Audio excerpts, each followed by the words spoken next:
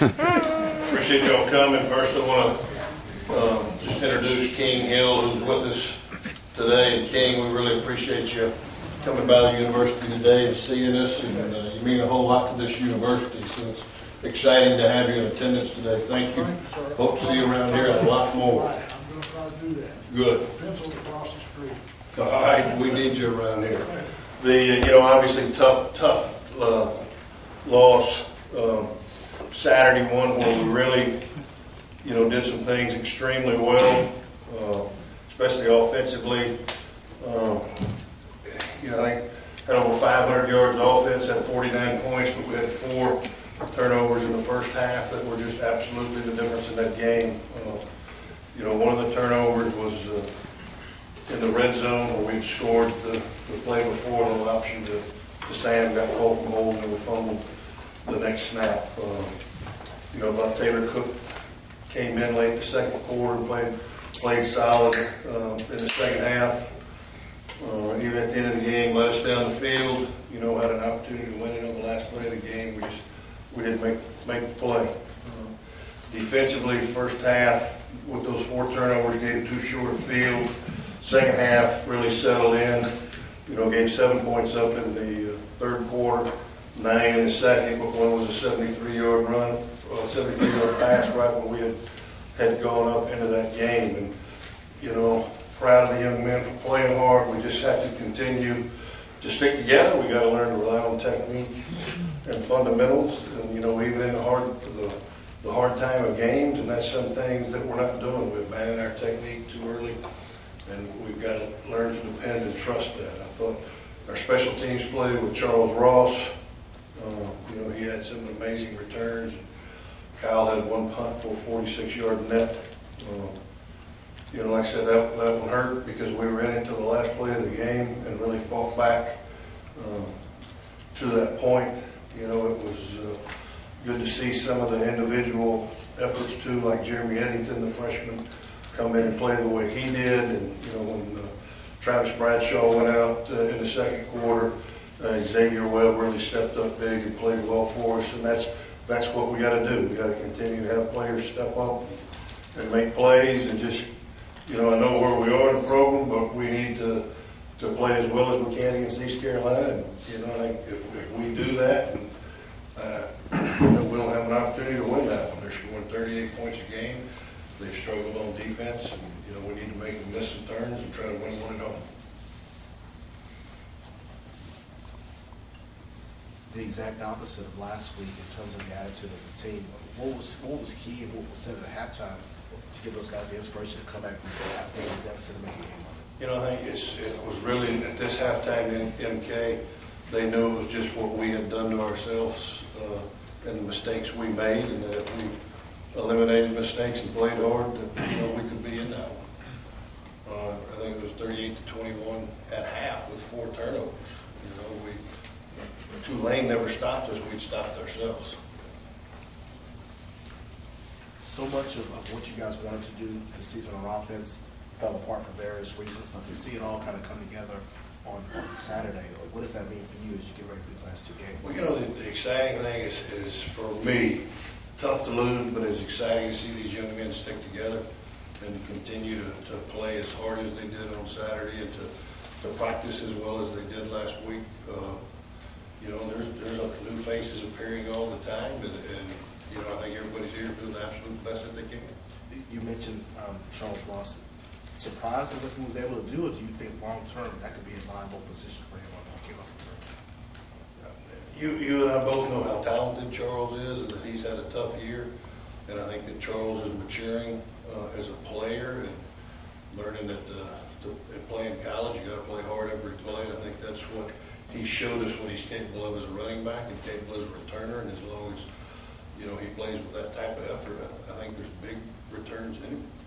He's a 225-pounder that's he's hard to bring down. Was there any surprise on your part in terms of seeing him have that sort of afternoon? Well, when you set a record, there has to be a surprise, but it also means we're out there a lot on kickoff return. I prefer him to have one 70-yard return.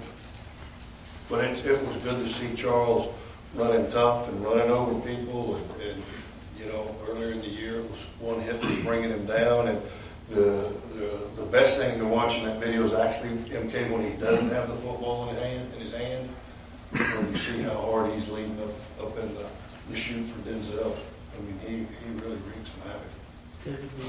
The success you guys had with the Wildcat in the second half, can you just talk about what Jeremy offers in that his role and how that's kind of developed? Well, he's a high school quarterback, and he rushed for almost 1,700 yards in high school. He throws the ball reasonably well. You know, we have to keep creating packages to get our best players out on the field, and to get Jeremy and Sam and Tyler and Turner out on the field at the same time. That's just, you know, formations that we need to get into and to continue to grow those packages. There was I can't remember which game it was, there for a while. It wasn't used as much. Was it the defense is dictating that? Sometimes that happens to you where you can't use it by structure. And with what I guess you started with him in the second half, and then Taylor came in. What are you going forward as Taylor proven in the second half the last couple of weeks? I mean, how are you going to? We're going to evaluate the quarterbacks this week. Taylor McCart is cleared to play. He is healthy now. He actually got cleared to play a couple weeks ago. He didn't have any really velocity on his ball or accuracy. You can tell he kind of bluffed his way into getting cleared, but he's back and healthy now.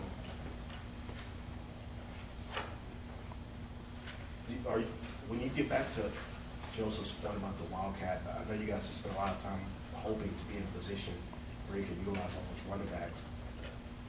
Are you going to be limited in terms of how you can move forward just in the Wildcat, or are there some other things you guys can do? No, there's other things that we can and will do. You saw Jeremy, throw out of it, so we're going to continue to try to grow that package and get our playmakers out on the field. Back on Taylor M. Is it since he's missed some time and even with him cleared, do you have a what you'd like to see, I guess, or the last two games, or is it worth keeping him in there? Or, we're going to see how practice goes this week.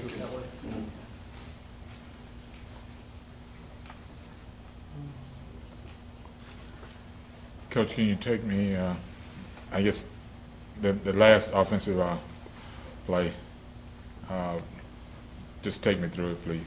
Well, we ran a switch route, and actually Tulane blew their coverage, and Derek Clark was open, and we actually had let too much push get into Taylor's face, and he couldn't follow forward with his throw, and we overthrew it about 2 inches. And we gotta protect the quarterback better than that. When games are on the line, that's when we're gonna be our best. But all in all, how pleased were you with where that offensive line played this past It was significant to get Eric Ball back. He really solidified us up there in protection. He's a special player. You have him and Jake. Devon probably had his best game at the right guard, but it was. Eric's such a leader in that core group that it was nice to have him back. A little bit of a glimpse into the future. I realize you have some other guys who are going to be at play here, but for that group to be together for the first time, I think that. Yeah, that's the first time they've been together in quite a while. And I think, the running game showed it. I think our protection showed it. It's just a shame we don't have Scott Mitchell still operating in there. A couple of drives before Turner Peterson. What he was able to do, he broke that big play. Can you just talk about him coming in? Well, yeah, Turner Peterson, he's made some big plays for us. What really made that play go was the orbit motion with Sam, where the safety the safety that he beat got distracted with Sam's motion, and Turner was by him before he realized that he had the football. But that's, when we are going to give the ball to Sam a lot, that when he moves or we run a play action to it, people are going to respond to him.